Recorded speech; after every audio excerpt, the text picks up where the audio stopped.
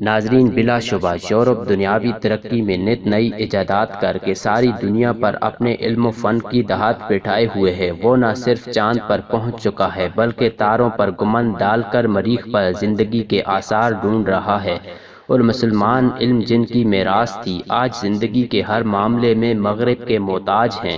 مگر ایک وقت تھا جب پورا یورپ تاریکی میں ڈوبا ہوا تھا، اور مسلمان نہ صرف علم و فن میں یورپ سے آگے تھے بلکہ جب یورپ تاریکی کے اندھیروں میں ڈوبا ہوا تھا اس وقت مسلمان علم و فن سائنس کے میدانوں میں تہلکہ مچا رہے تھے۔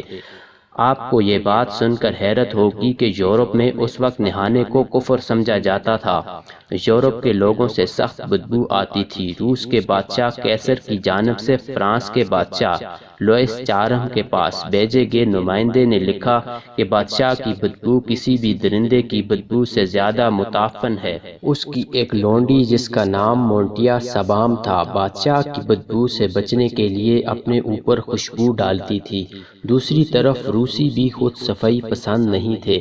مشہور مورخ اور سیاح ابن فضلان نے لکھا ہے کہ روس کا بادشاہ قیصر پیشاب آنے پر مہمانوں کے سامنے ہی کھڑے کھڑے شاہی محل کی دیوار پر پیشاب کرتا۔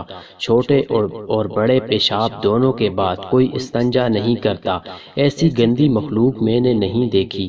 اندلس میں لاکھوں مسلمانوں کا قتل کرنے والی ملکہ ایزابیلا، جسے ملکہ ایزابیل بھی کہا جاتا ہے، ساری زندگی میں صرف 2 بار نہائی۔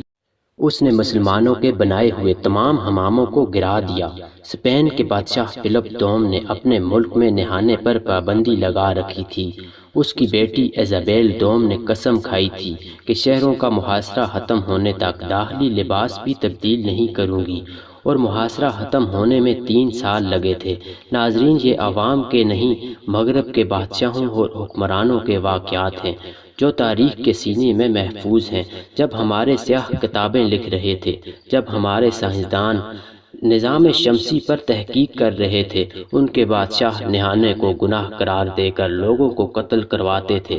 جب لندن اور پیرس کی آبادیاں 30 اور 40 ہزار تھیں اور اس وقت اسلامی شہروں کی آبادیاں 1 ملین ہوا کرتی تھیں۔ ناظرین، آج دنیا بھر میں فرینچ پرفیوم بہت مشہور ہے۔ کیا آپ جانتے ہیں کہ اس کی بنیادی وجہ کیا ہے؟ اس کی وجہ یہی ہے کہ پرفیوم لگائے بغیر پیرس میں گھومنا ممکن ہی نہیں تھا۔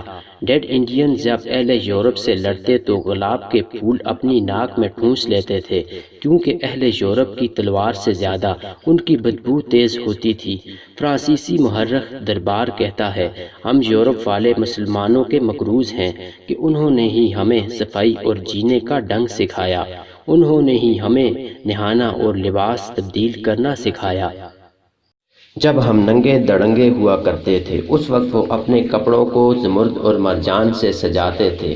جب یورپی کلیہا نہانے کو کفر قرار دے رہا تھا اس وقت صرف قرطبہ شہر میں 300 عوامی حمام تھے، مگر افسوس صد افسوس، پھر وقت پلٹا اور ہم سے ہماری سائنس، ہمارا علم، ہماری ترقی کے راز سب کچھ لے گیا۔ ہمیں بدلے میں احساس کمتری دے دی، ہمیں فیشن نامی لفظ کے ساتھ بےہودگی دے دی، ہمیں ماڈرن بنانے کے نام پر بے حیائی دے دی۔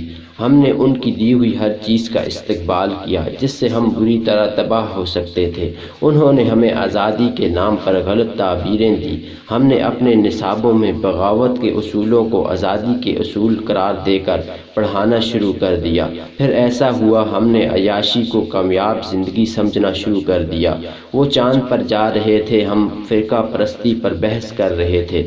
وہ مریخ کا سفر کر رہے تھے، ہم 1400 سال پہلے گزر جانے والے صحابہ کرام کے مسلمان ہونے نہ ہونے پر بحث کر رہے ہیں۔ انہوں نے سمندر میں پیٹرول کے ذخائر بنانا شروع کر دیے، ہم نے پیٹرول کے جلاؤ، گہراؤ، آگ لگاؤ کی تحریکیں چلانا شروع کر دیں۔